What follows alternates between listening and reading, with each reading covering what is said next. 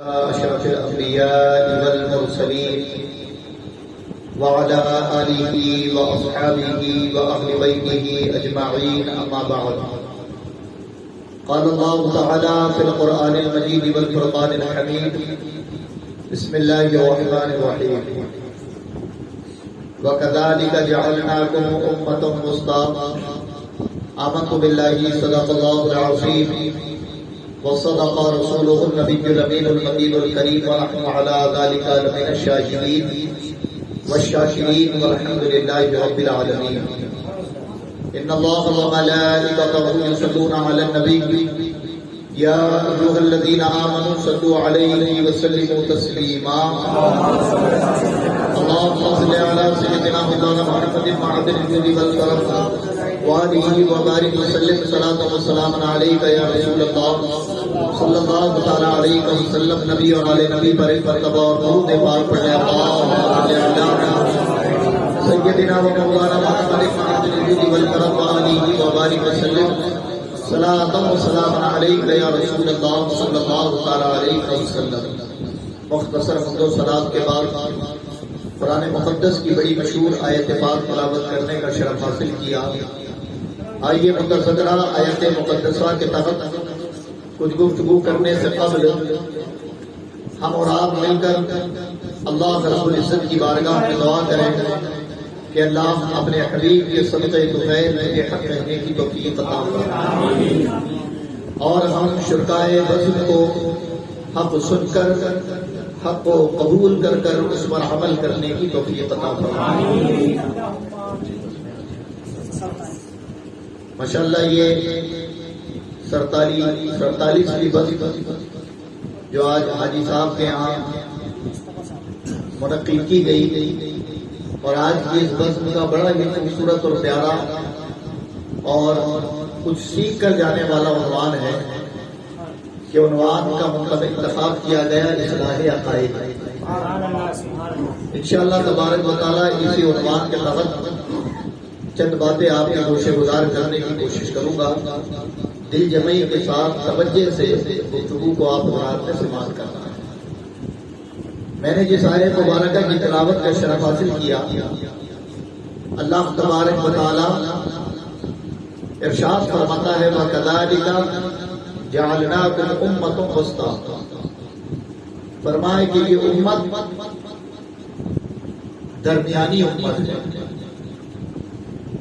وسط کہتے ہیں درمیان کو، اور اللہ تبارک و تعالیٰ نے اس امت کو درمیانی امت قرار دیا.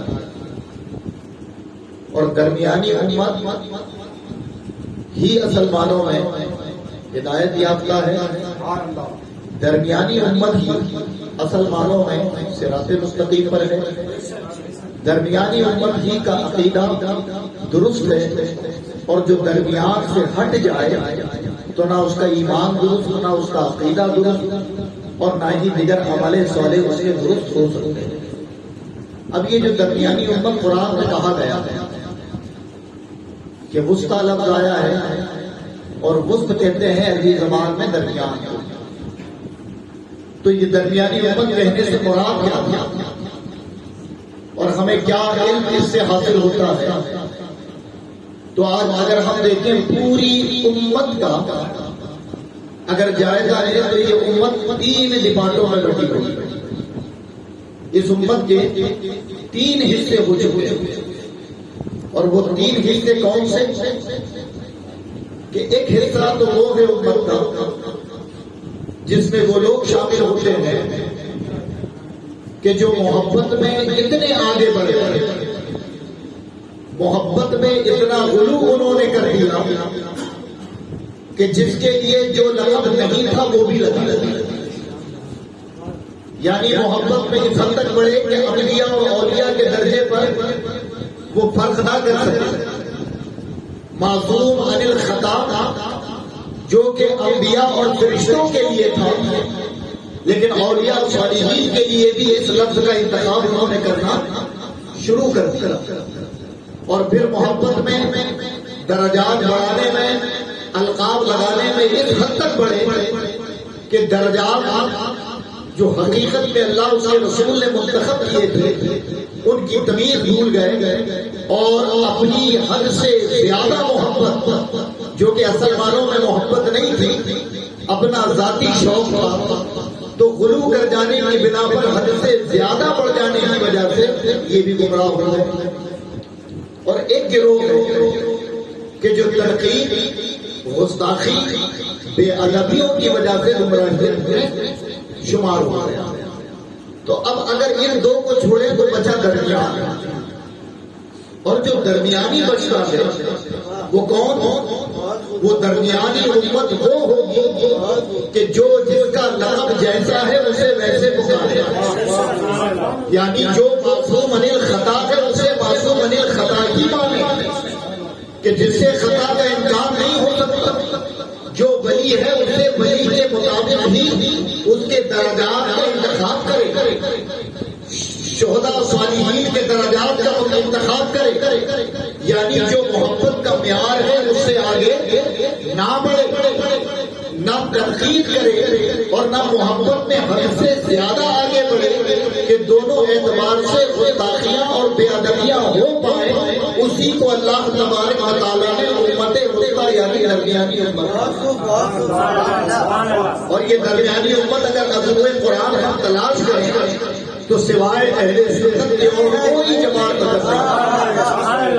اس کی سب سے بڑی دلیل کیا ہے کہ ہمارے یہاں نہ محبت میں کوئی اتنا آگے بڑھتا کہ ولی کو نبی بنا بیٹھے، اور نہ کوئی گستاخی میں اس حد تک جاتا ہے کہ انبیاء اور اولیاء کی بے ادبی کر بیٹھے۔ یعنی اگر ہم اپنی جماعت کا جائزہ لیں تو ہم دیکھیں کہ انبیاء کی جو تعظیم عضو قرآن و حدیث ہمیں کرنی تھی ہم وہی کرتے ہیں، اولیاء کی جو تعظیم کا ہمیں درس دیا گیا ہم وہی کرتے ہیں، اور ان کی گستاخیاں اور بے ادبیوں سے ہم بچتے ہیں، یعنی ان کا ادب دائرے میں رہ کر کیا جائے اور ان کی بے ادبی اور گستاخیوں سے بچا جائے، وہی جماعت حق پر ہے جسے قرآن ہے امت مصطفیٰ۔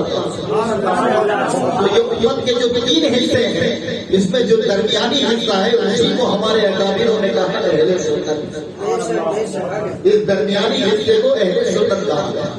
اب حضرات کرام، عقیدہ جو ہے اور عقائد، تو عقیدہ واحد ہے، عقائد عقیدے کی جمع۔ اس کا لغوی اور ڈکشنری جو معنی ہوتا ہے وہ ہوتا ہے گاڑ، گرا، جو کہ کبھی کھولی نہ جائے اگر بات بھی جائے۔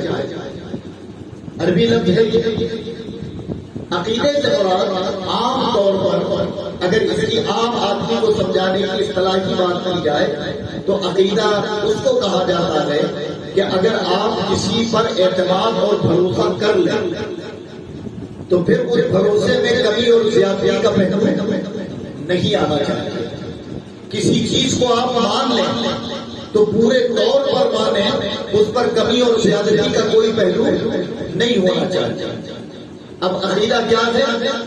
تو عقیدے کی کئی ساری اقسام، کئی قسمیں عقیدے کی، اور حقیقت معنوں میں آج لوگ جو گمراہ ہو جاتے ہیں وہ محض وجہ یہ ہے کہ ہم نے بڑی بڑی باتیں سن رکھی ہوئی ہیں، لیکن کبھی اپنے عقیدوں کی اصلاح اور اپنے عقیدوں کو تقویت پہنچانے پر کوئی کلام ہم نہیں کرتے۔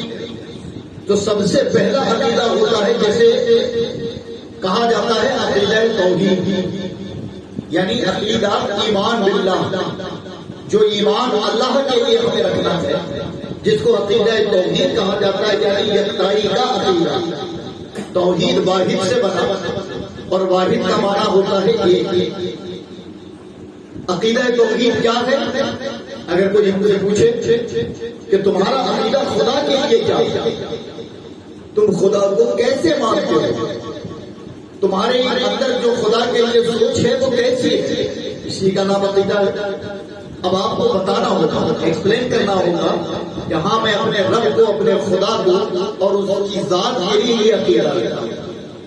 تو قرآن پاک کی ایک آیت ہے جو عقیدے کی بہت بڑی تعریف کرنے سے بہتر ہے کہ اس آیت پاک کا ترجمہ کر دیا جائے۔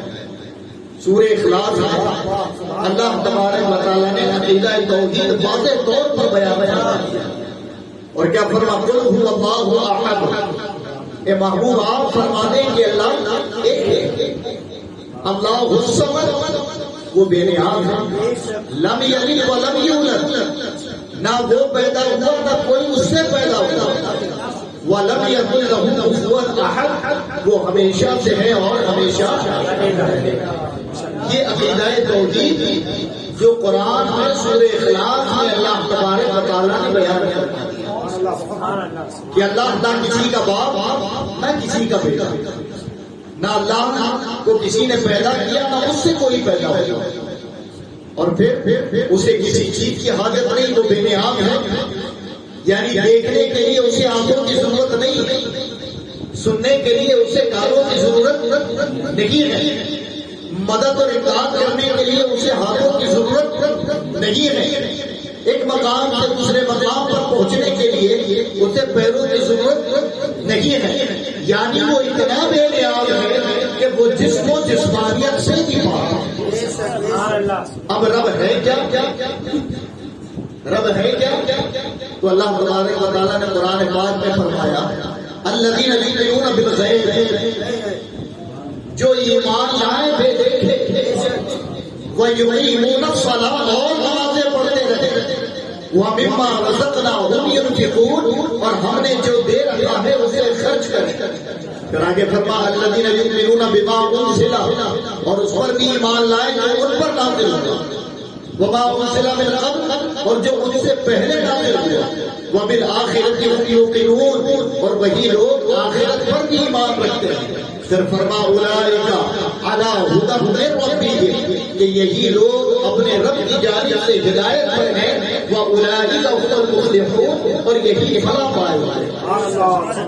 یہ سورہ بقرہ کی ابتدا میں اللہ تبارک و تعالیٰ نے کن لوگوں کو کامیاب کہا؟ جو عقلیں نہ دوڑائیں، جو عقل نہ لگائے کہ اللہ ایسا ہوگا، بلکہ اللہ نے فرمایا کامیاب وہ ہے جو ایمان لائے بے دیکھے، تو ہم نے اپنے رب کو بے دیکھے ایمان لایا ہے۔ مصطفیٰ کے بتانے پر خدا پر ایمان ہے، اور ایمان کے ساتھ رب کے لیے عقیدہ بھی یہ ہے کہ وہ بے نیاز ہے، وہ ہر عیب سے پاک ہے، اس کا نہ اس کے برابری کا کوئی نہیں ہو سکتا، وہ ہمیشہ سے ہے اور ہمیشہ یہ عقیدہ توحید ہے۔ حضرات گرامی، عقیدہ توحید کی سب سے مدلل اور سب سے مضبوط دلیل۔ اب دوسری چیز کہ اللہ تبارک و تعالیٰ کی بارگاہ میں عقیدہ حقیقت میں مضبوط کرنے کے لیے آسان سے کس جملوں پر ہمیں عمل کرنا ہوگا آسانی سے؟ کہ اللہ کا کوئی شریک ہے، اور شرک کا مفہوم کیا ہے؟ کہ جب کوئی بندہ اللہ کی ذات میں کسی کو اس کا شریک ٹھہرائے تو وہ کافر ہو گئے، وہ مشرک ہو گئے، اسی کو شرک کہتے ہیں۔ شرک کا مفہوم شاید ابھی تک ہمیں نہیں معلوم ہے، لیکن عام طور پر سمجھتے ہیں کہ شرک کا مفہوم یہ ہوتا ہے کہ اللہ کی ذات سے کسی کو کمپیئر کر دینا، کسی کو ملا دینا، یہ شرک ہوتا ہے، اس کی ذات سے بھی اور اس کی صفات سے بھی۔ اب صفات کس کو کہتے ہیں؟ تو صفات ہے صفت کی جمع، یعنی کالا ہونا، گورا ہونا، یہ صفت ہے، سمجھ آئی بات؟ اچھا ہونا، برا ہونا، یہ صفت ہے۔ یہ چیزیں آسانی سے آگے سمجھ کہ ایک آدمی برا ہوتا ہے تو آپ اس آدمی کے بارے میں جب سنتے ہیں تو کہتے ہیں وہ بڑا خراب ہے، تو خراب وہ ہے یا اس کی عادتیں ہیں؟ اس کی عادتیں ہیں، اور انہی عادتوں کو صفت کہا جاتا ہے، ورنہ اگر آدمی کو خراب نہ ہو تو پھر تم کیسے اچھے؟ کیونکہ جس آدمی کو تم خراب کہتے ہو اس کی بھی آنکھیں ہیں، تمہاری بھی آنکھیں ہیں۔ تو صفت پہچان کو کہتے ہیں جس سے آدمی کی پہچان ہوتی ہے۔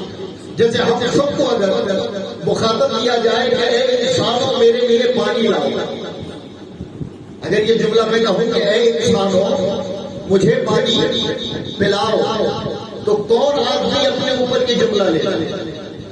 آپ میں سے کون ہے جو یہ ہوگا کہ خاص طور پر یہ جملہ میرے لیے؟ کوئی لے گا اپنے اوپر؟ کیوں؟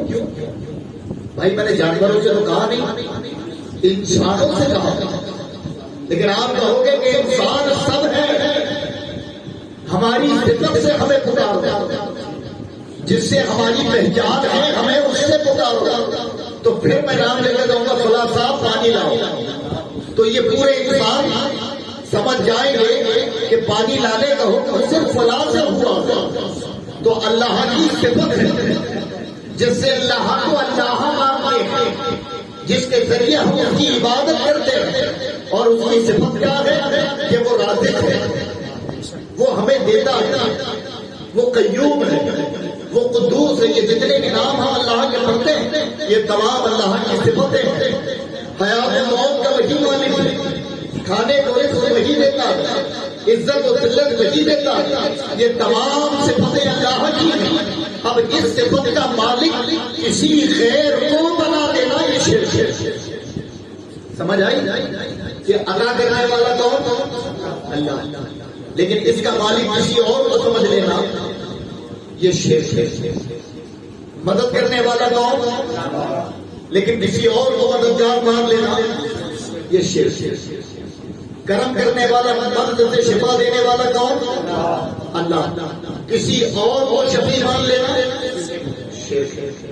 یہ تمام مفہوم جو شرک ہے آج ہر طرف بڑی تیزی کے ساتھ پھیلائے جا رہے ہیں، اس میں کوئی دو رائے نہیں کہ یہ شرک ہے۔ لیکن حضرات گرامی، اللہ تبارک و تعالی قرآن میں فرماتا ہے ان اللہ علی کل شیء قدیر، اللہ ہر چیز پر قادر ہے، وہ جو چاہے کر سکتا ہے۔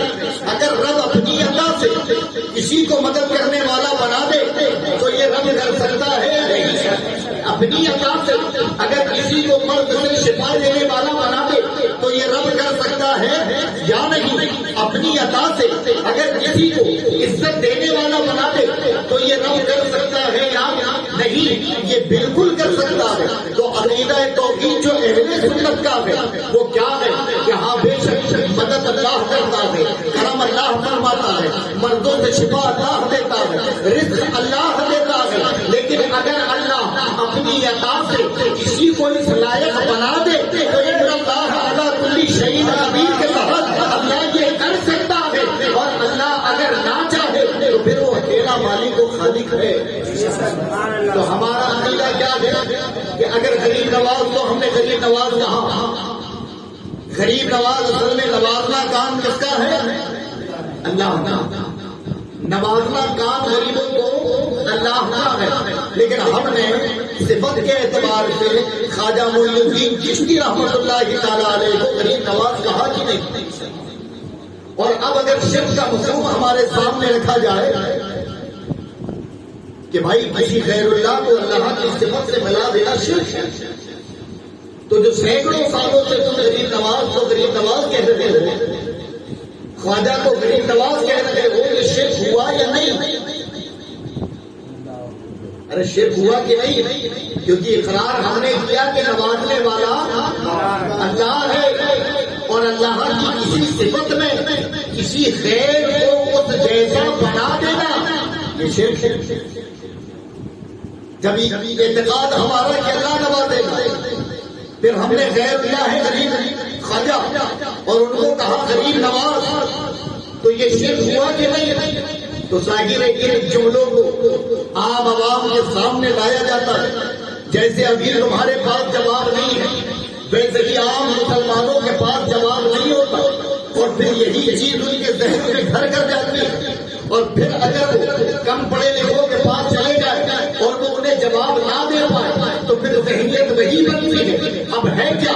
تو اللہ حقیقت میں غریب نواز ہے، نوازنے والا رب ہی ہے، لیکن ان اللہ اعلیٰ کل شیء قدیر کے تحت اگر اللہ اپنی عطا سے کسی کو غریب نواز بنا دے تو اس میں شک کرنے والا کافر ہو جائے گا۔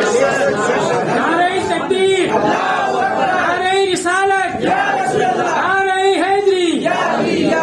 تو ہمارا عقیدہ قطعی ہے، کیا ہے کہ غریب نواز خواجہ معین الدین اگر کسی کو نوازتے ہیں تو وہ خود سے نہیں بلکہ اللہ کی عطا سے۔ ایسے ہی غوث اعظم مددگار، تو مدد کرنا یہ کس کا کام ہے؟ اور اللہ قرآن میں کہتا ہے ایاک نعبد و ایاک نستعین، میری عبادت کرو اور مجھ سے ہی مدد. ترجمہ اگر ہو تو ترجمہ ایسا ہوگا کہ اللہ تیری عبادت کریں اور مجھ سے ہی مدد مانگے. اللہ تبارک و تعالیٰ نے استعانت اور استغاثہ یعنی مدد اور امداد اور عبادت کا حکم صرف اپنی ذات سے کیا. تو ظاہر ہے اس کے علاوہ تو اور کوئی مددگار نہیں ہے. لیکن پھر اگر ہم نے کسی کو کہا غوث جس کا معنی ہوتا ہے مددگار اور پھر یہ کہہ دیا غوث اعظم بہت بڑی مدد کرنے والا تو اب ہوئے عقائد کی جو تفصیلات ہوتی ہیں اس کے تحت دیکھیں تو شرک ہوا یا نہیں کہ وہ صفت جو اللہ کے لیے تھی ہم نے کسی اور کے لیے لگا دی. یہ شرک ہوا. یہی جملوں عام لوگوں کے درمیان ڈالا جاتا ہے اور پھر جب ایک عام آدمی جواب نہ دے پائے تو لاجوابی کی سب سے بڑی سزا یہ ہے کہ خاموشی سے اس کی باتیں آپ کو سننی پڑے گی کہ جس نے آپ کو لاجواب کیا. لیکن ان چیزوں کو اگر ذہن میں بٹھا لیے تو انشاءاللہ کبھی لاجواب نہیں ہوں گے. ہاں بلا بے شک خدا ہی اور سے خدا ہی مدد کرتا ہے. ہمارا یہ عقیدہ ہے کہ اللہ کے علاوہ کوئی اور مدد نہیں کر سکتا. لیکن ان اللہ علی کل شیء قدیر کے تحت اللہ اگر چاہے تو جس کو چاہے اس کو مدد کرنے والا بنا دے. اور اگر وہ کسی کو بڑی مدد کرنے والا بنا دے تو ہمارا اس میں حرج کیا ہے؟ اس میں حرج نہیں. اس لیے حرج وہ کرے جو اللہ کو محدود جانے, جو اللہ کی قدرت کو کمتر جانے. ہمارا عقیدہ تو یہ ہے کہ ہمارا رب جو چاہے وہ کر سکتا ہے. تو اگر وہ عبد القادر جیلانی کو غوث اعظم بنا دے تو اس میں کوئی حرج نہیں. اب وہ لوگ اپنی عقلیں دوڑائیں جو غوث اعظم کو غوث اعظم پکارنے والوں کو کہتے ہیں کہ یہ مشرک ہے, یہ شرک کرتا ہے. تو جو غوث اعظم پکارتے ہیں ان کا عقیدہ کیا ہے کہ غوث اعظم ذاتی مددگار نہیں ہے ہمارے. وہ اگر ہماری مدد کرتے بھی ہیں تو اللہ کی عطا سے. اور یا نعبد کے تحت ہم نے جس کو بھی مدد کرتے پایا اس کی ہر ایک کی مدد میں اللہ ہم نے تیری ہی مدد کو پایا ہے. نہ کہ کبھی ہمارا یہ عقیدہ ہوگا اور نہ ہی ہوا ہے کہ تیرے علاوہ کوئی اور ذاتی مدد کر سکتا ہے. ذاتی مدد کرنا صرف اللہ کا کام. لیکن اللہ اگر چاہے تو وہ اپنی عطا سے اپنی قدرت کاملہ سے کسی کو غریب نواز بھی بنا دے, کسی کو غوث اعظم بھی بنا دے اور کسی کو مشکل کشا بھی بنا دے. کیونکہ مشکل کی دوری مشکل کشائی کرنا بھی اللہ کا کام ہے. اور اگر ہم کسی غیر اللہ کے لیے لفظ مشکل کشا لگا دیں تو یہ شرک ہوا. لیکن اگر ہم دیکھیں پھر اسی آیت پہ ان اللہ علی کل شیء قدیر کہ اللہ ہر چیز پر قادر ہے, تو اگر اس نے مولا علی کو مشکل کشا بنایا اور ہم اگر علی کو مشکل کشا کہتے ہیں تو ہرگز ہمارا یہ عقیدہ نہیں کہ وہ اپنی ذاتی مشکل کشائی کرتے ہیں. مولا علی بھی اللہ کی عطا سے مشکل کشائی کرتے ہیں. اور جس کا عقیدہ عطائی نہ ہو پھر ظاہر ہے کہ اس نے خدا کی قدرت کو کمتر جانا ہے. خدا کے لیے اس کی سوچ بڑی ہی چھوٹی ہے, خدا کے لیے اس کا عقیدہ محدود ہے. تو یہ امت وسطیٰ ہے کہ جس کو اللہ نے فہم سوچ اور ذہن میں وسعت عطا فرمائی ہے کہ جتنے بھی عقیدے ہیں ہم ان پر اپنا اعتقاد رکھتے تو ہیں, لیکن جو عقیدہ بھی ہمارا خدا کی ذات سے ٹکراتا ہے ہمارا عقیدہ یہ ہوتا ہے اس کے لیے کہ یہ ذاتی نہیں بلکہ اللہ کی عطا سے. اور اگر کوئی بندہ یہ کہہ دے, کوئی بندہ کپڑے آپ خریدتے ہو, مارکیٹ سے بڑے قیمتی کپڑے آپ نے خریدے, پیسہ آپ نے دیا,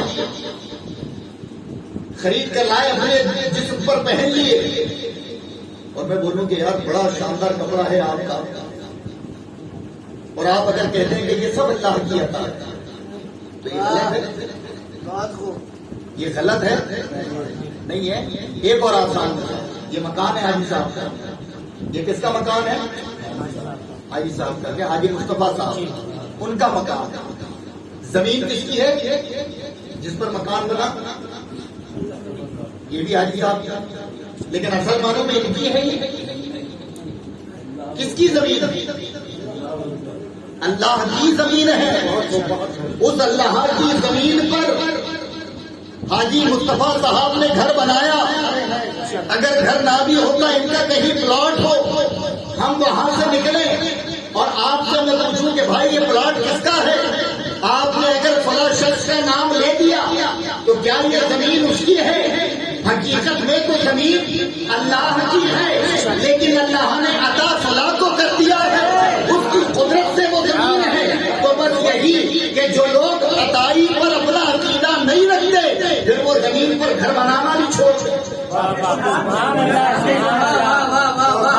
اور کسی زمین کو اپنی زمین کہنا چھوڑ دیں، وہ کھیت کو کھیت کہنا چھوڑ دیں. وہ اپنی پراپرٹی کو جب کوئی کہے کہ یہ کس کی ہے تو کہے اللہ کی ہے. اور اللہ کی اگر کوئی چیز ہو جائے تو پھر اس میں کسی کی کوئی قید نہیں ہوتی. جیسے اگر کوئی اپنے گھر کا کھانا کہہ دے کہ یہ اللہ کا، تو پھر جس کی مرضی ہو جا کے کھائے. جیسے کہ مسجد میں وضو خانہ ہے، آپ روکتے ہو کسی کو پانی استعمال کرنے سے، مسجد کے پانی پینے سے کسی کو روکتے ہو، لیکن اگر کوئی جبرن آپ کے گھر گھس جائے اور آگے وضو کرنے لگے تو آپ کرنے دو گے؟ اگر وہ یہ کہتے کہ بھائی پانی پیا نہیں، اللہ کا ہے، میں اللہ کے پانی سے وضو کرنے آیا، ایسا ہو سکتا ہے؟ نہیں ہو سکتا. تو خدا جب دین لیتا ہے تو اپنے دین لیتا ہے. تو یہ عطائی کا عقیدہ رکھنا ہمارے لیے بہت زیادہ ضروری ہے. یہ عقیدہ توحید کہ خدا وحدہ لا شریک، اس کا کوئی شریک نہیں، وہ ہمیشہ سے ہے اور ہمیشہ رہے گا. اب عقیدہ توحید کے بعد آتا ہے عقیدہ رسالت، یعنی امام الانبیاء اور جملہ انبیاء، یعنی انبیاء علیہ السلام کے لیے عقیدہ کیسا ہونا چاہیے. تو جب ہم کلمہ پڑھتے ہیں تو پہلے عقیدہ توحید کا اقرار کرتے ہیں، لا الہ الا اللہ محمد رسول اللہ، کہ نہیں کوئی معبود سوائے اللہ کے، محمد صلی اللہ تعالیٰ. پھر بعد میں کہتے ہیں محمد رسول اللہ، کہ محمد صلی اللہ تعالیٰ علیہ وسلم اللہ کے رسول ہیں. یہ عقیدہ رسالت ہے. عقیدہ رسالت میں کیا ہے کہ جو رسول ہوتے ہیں، جو نبی ہوتے ہیں، سوالات انبیاء میں 370 رسول ہیں. کتنے؟ 370 رسول، سوالات انبیاء کم و بیش، ان میں 370 رسول. اور پھر ان رسولوں میں وہ رسول جن کو اللہ نے کتابیں عطا فرمائی، وہ مشہور 4 قرآن و حدیث میں اس کا ذکر ہے.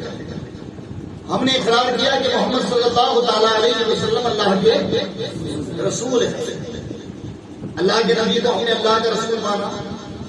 تو رسول ماننا، اقرار کر لینا یا زبان سے رسول کہہ لینا یہی کافی نہیں، بلکہ ان کو معصوم عن الخطا ماننا کہ وہ لاریب ہے، ان سے بھولے سے بھی غلطی نہیں ہو سکتی، وہ ہر گناہ ہر عیب سے پاک ہے اللہ کی عطا سے.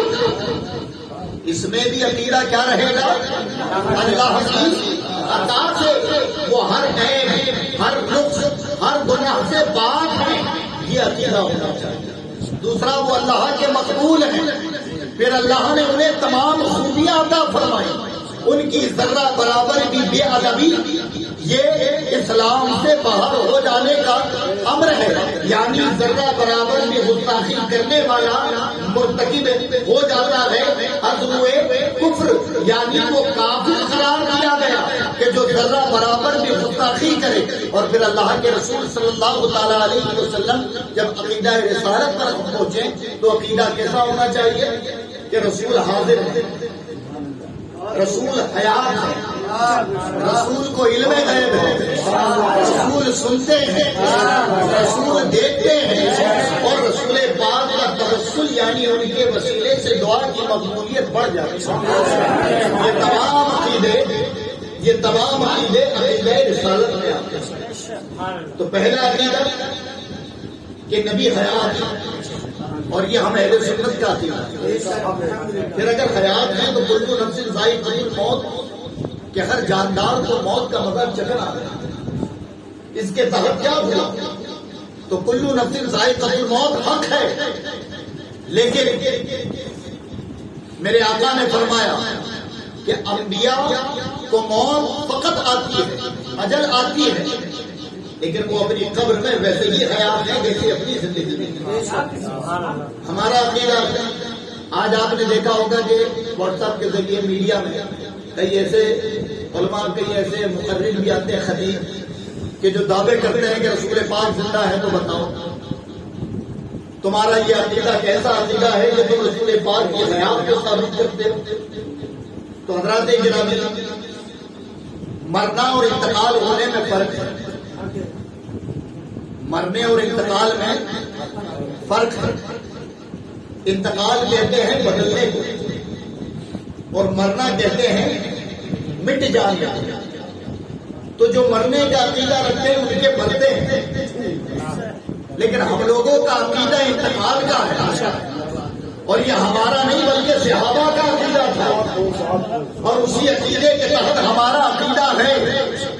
اور رسول پاک کی حیات پر قرآن کی کئی ساری دلیلیں ہیں، جس میں ایک دلیل وَلَوْ أَنَّهُمْ إِذْ ظَلَمُوا أَنفُسَهُمْ جَاءُوكَ فَاسْتَغْفِرُوا، اللہ قرآن میں سورہ مائدہ میں فرماتا ہے، اے لوگوں جب تم اپنی جانوں پر ظلم کر بیٹھو تو میرے محبوب کے دربار میں حاضر ہو جاؤ۔ اب دربار میں حاضری کا اگر حکم ملا ہے تو یہ کن کو؟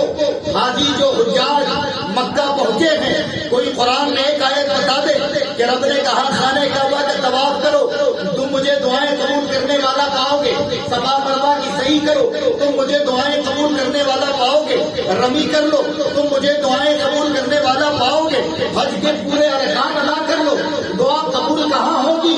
جب حج سے فارغ ہوئے تو رب کہتا ہے میرے محبوب کے دربار میں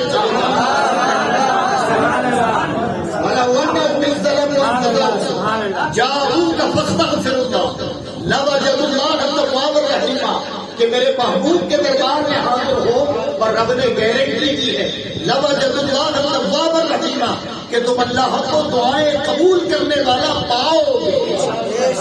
یہ گارنٹی دے دی ہے مصطفیٰ کے دربار میں حاضری کو۔ اب حضرات گرامی، یہ آیت قرآن میں ہے کہ نہیں؟ یہ آیت قرآن میں ہے، اور یہ کب تک رہے گی؟ قیامت تک۔ تو یہ حکم کن لوگوں کے لیے کب تک ہے؟ قیامت تک۔ اگر حقیقت مانوں میں بعد الوفات نبی کریم کا وجود ختم ہو جاتا تو کیا صحابہ قرآن میں ان آیتوں کو لکھتے؟ کیا حضرت عمر، حضرت ابوبکر صدیق میرے آقا کے وصال کے بعد جب قرآن پاک کو کتابی شکل میں ترتیب دے رہے تھے، میرے آقا کے دور میں کتابی شکل میں قرآن نہیں تھا، حضرت ابوبکر کے دور میں حضرت عمر کے مشورے پر قرآن پاک کو کتابی شکل دی گئی۔ اگر یہ آیت کا حکم، جیسا کہ آج آپ لوگوں سے نہیں سابقہ پڑا ہوگا، لیکن غیر مقلدوں کا اس آیت کے تحت یہی عقیدہ ہے واقعی ہوتا، وہ کہتے ہیں کہ اس آیت کا حکم نبی کی حیات تک تھا۔ میرا سوال یہ ہے کہ تمہاری ابھی کی پیداوار ہے، تم 150-200 سال پہلے نہ جانے کہاں سے نکلے، تمہارے آبا و اجداد کا ٹھکانا نہیں، تمہاری نسلیں جن جگہ سے تعلق رکھتی ہیں اس جگہ کے تعلق سے میرے آقا نے اپنی حیات میں کہہ دیا تھا کہ نجد سے مجھے فتنہ نکلتے نظر آتا ہے۔ تو 200-150 سال زیادہ سے زیادہ ان کو ہوئے، اور یہ کہتے ہیں کہ نبی کی حیات بعد الوفات، اور نبی کا توسل، نبی سے کوئی بھی سہارا لینا، نبی کا وسیلہ لگانا یہ جائز نہیں ہے۔ تو میرا سوال پوری غیر مقلدیت سے یہ ہے، پورے وہابیوں سے، کہ تم 200 سال میں اتنے عقل والے ہو گئے، وہ صحابہ جو نبی کو دیکھ کر زندگی گزار رہے تھے، اگر یہ آیت قرآن کی ہے، میرے نبی کی حیات تک ہوتی تو حضرت عمر جیسا ظہیر، حضرت ابو بکر جیسے صحابہ یہ کبھی قرآن میں اس آیت کو لکھتے ہی نہیں۔ گویا انہوں نے لکھ کر بتا دیا کہ جیسے نبی کی حیات میں اس کا حکم تھا، قیامت تک اس کا حکم رہے گا۔ نعرہ تکبیر، نعرہ رسالت، نعرہ سنت، قیامت تک اس آیت کا پھر حضرات گرامی صحابہ کا ایمان تھا، تبھی تو اللہ نے کہا وَإِذَا قِيلَ لَهُمْ آمِنُوا كَمَا آمَنَ النَّاسُ، اے لوگوں ایسے ایمان لاؤ جیسے کہ یہ صحابہ لائے، صحابہ کی طرح ایمان لانے کا حکم دیا گیا۔ اور صحابہ کا ایمان تھا کہ نبی کا جو جو رکن ہے، نبی کا جو جو فعل ہے وہ قیامت تک زندہ رہے۔ تو حضرات بعد الوفات بھی میرے نبی کے لیے یہی حکم، گویا میرے نبی اپنی قبر میں بھی زندہ ہیں، اور زندہ ہے تبھی یہ حکم قرآن میں موجود ہے۔ اب آپ کہو کہ زندہ کیسے ہیں، تو سنو ایک آیت اور عام طور پر یہ آیت سنی ہوگی آپ نے، وَمَا أَرْسَلْنَاكَ إِلَّا رَحْمَةً لِّلْعَالَمِينَ۔ توجہ کے ساتھ سننا، اللہ قرآن میں کہتا ہے محبوب ہم نے آپ کو سارے عالمین، صرف عالم کے لیے نہیں تمام عالمین پر مہربانی کرنے والا بنا کر دیا۔ رحمت کا معنی مہربانی ہوتا ہے، کسی پر مہربانی کرنا یہی رحمت ہوتی ہے۔ آپ کو تمام عالمین پر مہربانی کرنے والا بنا کر دیا۔ غور تو کرو اللہ کا فضل اہل سنت پر کتنا ہے کہ اس نے ہمارے ہر ایک عقیدے کو قرآن سے ثابت کیا۔ اب سنو اس آیت پر کبھی غور کرو، ابھی تک تم نے صرف میرے نبی تمام عالم کے لیے مہربانی ہے، رحمت ہے، یہ سن کر سبحان اللہ کہا ہوگا، لیکن سنو ایک مہربانی کرنے والے کے لیے کچھ شرطیں ہوتی ہیں۔ ایک مہربانی کرنے والے کے لیے کچھ شرطیں ہوتی ہیں، یعنی مردہ مہربانی نہیں کر سکتا، مردہ مہربانی نہیں کر سکتا، تو مہربانی کرنے کے لیے زندہ ہونا ضروری ہے، مہربانی کرنے کے لیے زندہ ہونا ضروری ہے۔ وَمَا أَرْسَلْنَاكَ إِلَّا رَحْمَةً لِّلْعَالَمِينَ، اے محبوب اس عالم کے لیے نہیں، اگر سارے عالمین پر آپ مہربانی کرنے کے لیے بھیجے گئے ہو تو ابھی ہو تبھی تو مہربانی ہو رہی ہے۔ میرے نبی کی حیات ہے تبھی تو مہربانی ہو رہی ہے۔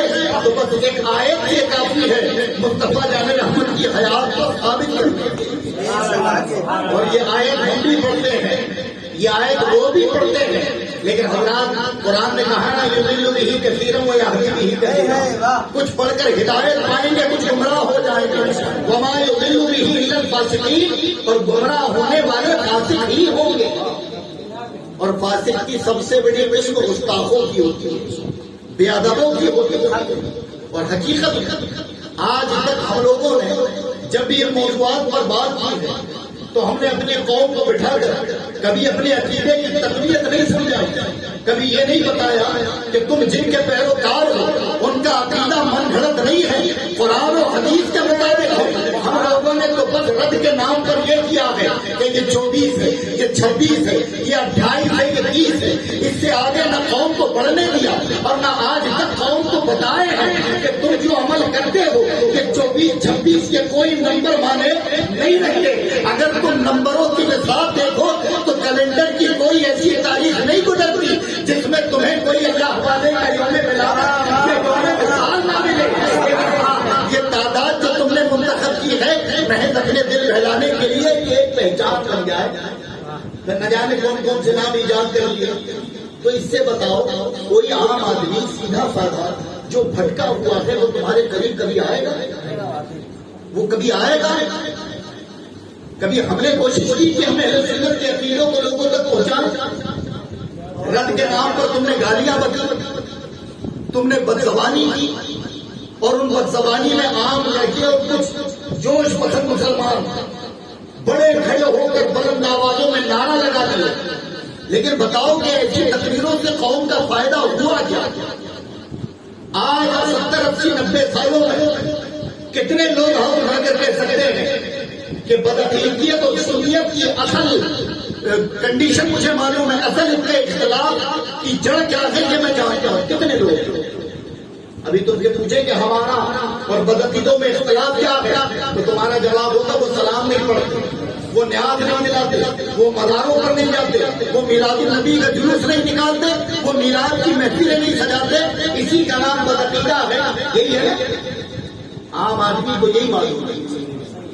اور پھر جب یہ سوچ والا کبھی ان کے درمیان پھنستا ہے تو وہ دیکھتا ہے ہمارا مولوی جھوٹ بولتا تھا ابھی تک، ہمارا مولوی کہتا تھا کہ سنتیں نہیں پڑھتے، یہ تو ہم سے زیادہ سنت پڑھتے ہیں، ہمارے مولوی ابھی تک جھوٹ بول رہے تھے، یہ رسول اللہ کا نام نہیں لیتے، یہ تو ہم سے زیادہ رسول اللہ کا نام لینے والے ہیں۔ تو حضرات، سلام پڑھنا، مزاروں پر جانا، لنگر لٹانا، میلاد کی محفلیں سجانا یا جلوس نکالنا، یہی سنیت اور بدعقیدت کے اختلاف نہیں ہے۔ ہمارا اور ان کا جو اختلاف ہے وہ مصطفیٰ کی ناموس پر ہے۔ مصطفیٰ جان رحمت کا ہم علم غیب مانتے ہیں، ہمارا عقیدہ ہے کہ نبی کو علم غیب ہے، کل ہے، عطائی ہے۔ سمجھ آئی کہ علم غیب میرے نبی کو ہے، کل بھی ہے اور عطائی بھی ہے۔ یہ عقیدہ ہے ان کا۔ عقیدہ کیا ہے کہ ہاں کل نہیں ہے، بعض ہے، تھوڑا ہے، اور پھر اس میں وہ آیتیں یا وہ حدیثیں لاتے ہیں جو کسی وقت اور موقع کے لیے بیان کی۔ ورنہ اگر نبی کا معنی کسی سے پوچھو تو وہ جواب دے گا کہ نبی کا معنی ہی ہوتا ہے غیب کی خبر بتانے والا، غیب کی خبر دینے والا۔ اور نبی کو علم غیب ہے، اب عالم الغیب نہیں کہتے نبی کو، عالم غیب کہتے ہیں۔ عالم الغیب خدا ہے، یہ ذاتی کے لیے، عالم غیب مخلوق ہو سکتی ہے اور وہ انبیاء، یہ عطائی کے لیے۔ تو میرے نبی عالم غیب ہے لیکن عطائی نہیں، اللہ کی عطا سے۔ اب حضرات تمہارا یہ عقیدہ ہو کہ نہیں کل نہیں، بعض یعنی پورا علم غیب نہیں ہے، کچھ جگہوں کا علم غیب دیا گیا، پھر اس پر دلیل کیا ہے؟ اب بات آ گئی ہے تو سنی لے، اس پر دلیل کیا ہے؟ ایک مرتبہ میرے آقا ایک چارپائی پر حدیث ہے یہ، اور ایک کلیا کا بچہ آپ کی چارپائی کے نیچے جا کر بیٹھ گیا، اتنے پہ فرشتے آئے، حضرت جبریل آئے تو دہلیز پر کھڑے ہو گئے اور کھڑے ہو کر کہتے ہیں یا رسول اللہ میں اندر نہیں آ سکتا۔ تو میرے آقا نے فرمایا کیوں؟ تو کہا آپ کی چارپائی کے نیچے ایک کلیا کا بچہ، اور جس جگہ یہ موجود رہے تو وہاں فرشتے داخل۔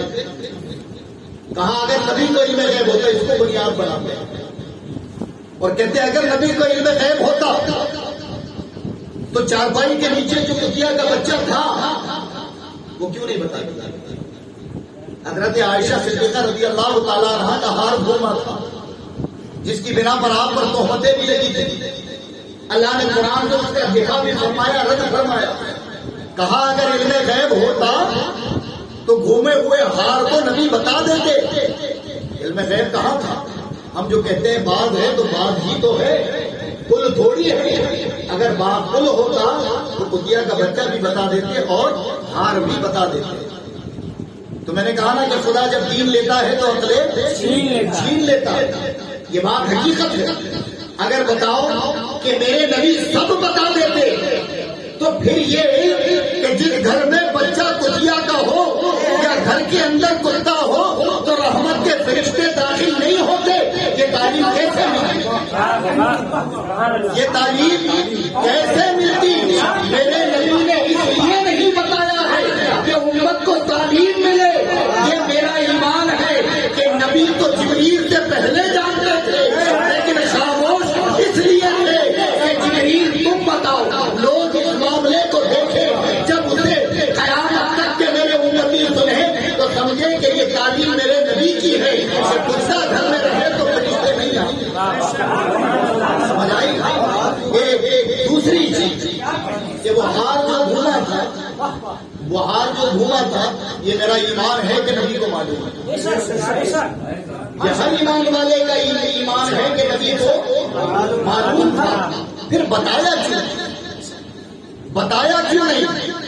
اگر نبی بتاتے تو ہر شوہر اپنی بیوی کی پارسائی بیان کرتا ہے، ہر شوہر اپنے گھر پر لگنے والے الزام کا دفاع کرتا ہے۔ اگر کوئی آپ میں سے ہو اور آپ کی بیوی پر کوئی الزام لگائے اور آپ کہو کہ نہیں میری بیوی نیک ہے میں جانتا ہوں، تو جملہ کیا ہوگا؟ بات کس طرف رکھ لیکن یار بیوی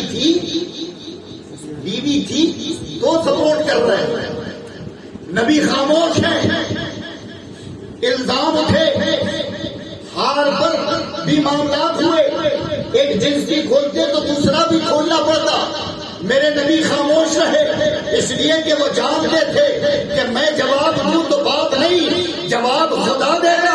اور آیت تطہیر نازل فرما کر بتا دیا کہ امہات المومنین پاک ہیں، ان پر عیب نہیں، یہ پوری امت کی ماں ہے۔ اور یہ بھی تعلیم دینا تھا کہ نبی کی بیویوں کا مقام کیا ہے، ورنہ نبی تو علم غیب اتنا تو سنیں۔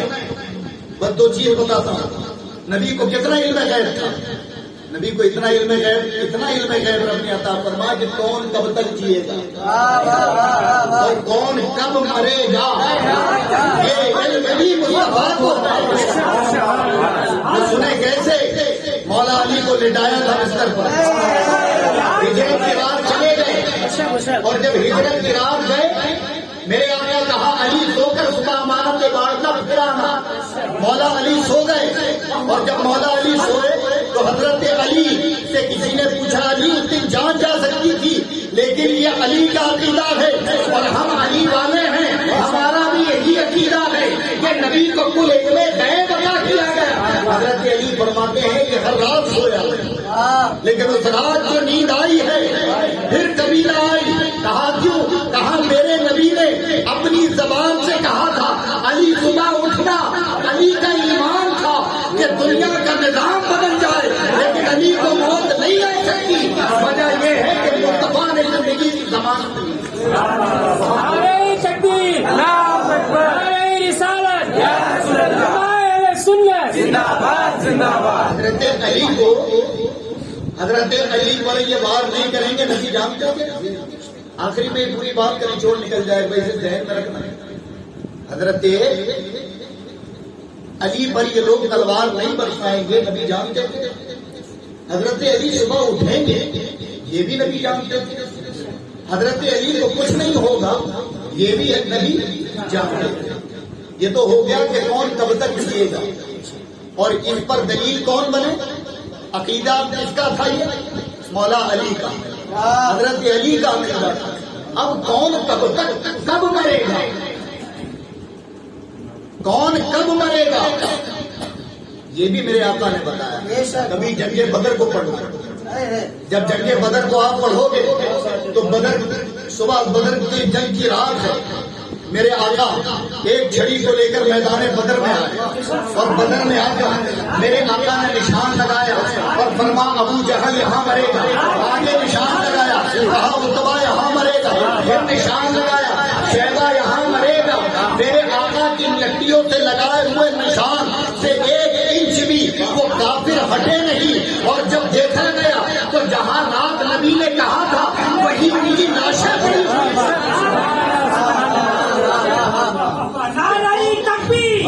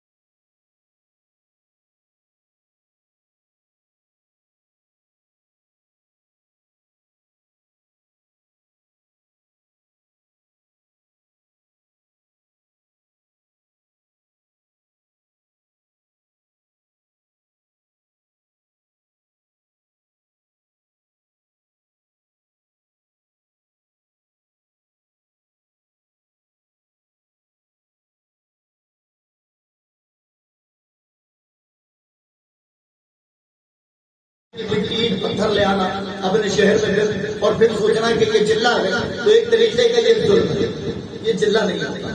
سمجھ آئی؟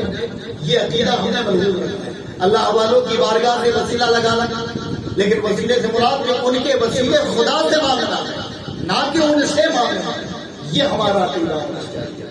یہ تمام چیزیں مستحب ہیں جو ہم کرتے ہیں، کرنے پر ثواب ہے. اور اگر کوئی اس کو بدعت کہے تو حضرات اس سے بڑا بے وقوف کوئی اس لیے نہیں کہ اس نے کلو بدعت ضلالہ پڑھ کر اپنے آپ کو اتنا بڑا بدعتی بنا دیا کہ پوری دنیا بدعتی نظر آتی ہے.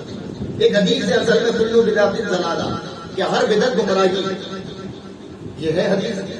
تو غیر مقلد جو نام نہاد اہل حدیث ہوتے ہیں، جو کچھ دن ادھر ادھر چلے جاتے ہیں پھر آ کر اپنے آپ کو بہت بڑا محدث سمجھ لیتے ہیں، تو ان کا طریقہ یہ ہوتا ہے کہ وہ جب بھی کسی عام آدمی کو دیکھتے ہیں کہ دیکھتے ہیں بدعت، تمہارے مولوی سے قیاس سے بات کرتے ہیں. ان کے پاس صرف جملوں کا ذخیرہ ہوتا ہے، دلیل نہیں ہوتی. اللہ کا بڑا احسان ہے اور یہ محفل کی گواہ ہے کہ ایک بھی بات بغیر دلیل کے تو نہیں ہوئی ہے. لیکن دوسری چیز کہ ہاں وسیلے پر، اس پہ کلام کر رہا تھا میں، وسیلے پر اور دیگر چیزوں پر جو بدعت کہتے تھے، ایک آیت پڑھتے تھے جو بدعت ضلالہ کہ ہر بدعت گمراہی. اور بدعت کیا ہو گیا؟ شرک تو سمجھ گئے آپ، بدعت بھی سمجھ لو. بدعت کس کو کہتے ہیں؟ ایجاد. کس کو کہتے ہیں؟ نئی چیز کو ایجاد کرنا. اس کو اصطلاح شرع لغوی معنی میں ڈکشنری معنی جو ہے بدعت کا ایجاد، اور اصطلاح شرع یعنی ڈیٹیلی معنی جو اس کا ہے کہ وہ کام جو رسول پاک کے دور میں نہ ہو بعد میں کیا جائے وہ بدعت. ٹھیک ہے، یہ مفہوم ہم بھی مانتے ہیں اور یہ مفہوم ہے. ایک حدیث بھی ہے کلو بدعت ضلالہ. تو یہ بتاؤ کہ یہ 150-200 سال پہلے جو آئے ہیں انہیں پوری حدیثیں سمجھتے ہیں. حضرت عمر ابن خطاب کو نہیں معلوم تھی کلو بدعت ضلالہ. جو حضرت عمر نے 20 رکعت تراویح لازم قرار دی اور بجماعت جو 20 رکعت تراویح ہوتی ہے یہ انہیں معلوم تھا، حضرت عمر کو نہیں معلوم تھی. جو حضرت عمر کے بعد قرآن میں زبر زیر پیش لگے ہیں، پھر یہ حدیثوں کی کتابیں جو لکھی گئی ہیں، یہ قرآن کے ترجمے اور تفسیریں جو موجود ہیں، اگر ہے کوئی تو وہ بتائے کہ یہ سب رسول اللہ کے دور میں تھے. ان میں سے کچھ نہیں تھا. یہ سب بعد کی پیداوار، سب بعد میں کیے گئے. یہ بڑے بڑے مدرسے یہ بعد میں بنے، یہ عالیشان مسجدیں یہ بعد میں بنی، تو رسول پاک کے دور میں نہیں تھی. تو بتاؤ یہ تمام کے تمام علماء، فقہا، محدثین، مجتہدین یہ سب بدعتی ہوئے سوائے تمہارے.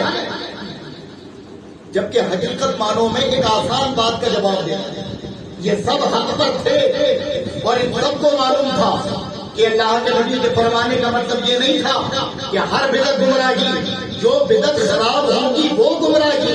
ورنہ بدعت کی 2 قسمیں فرمائی، ایک حسنہ ایک سیاح. سیاح بدعت بری ہے، حسنہ بدعت اچھی ہے.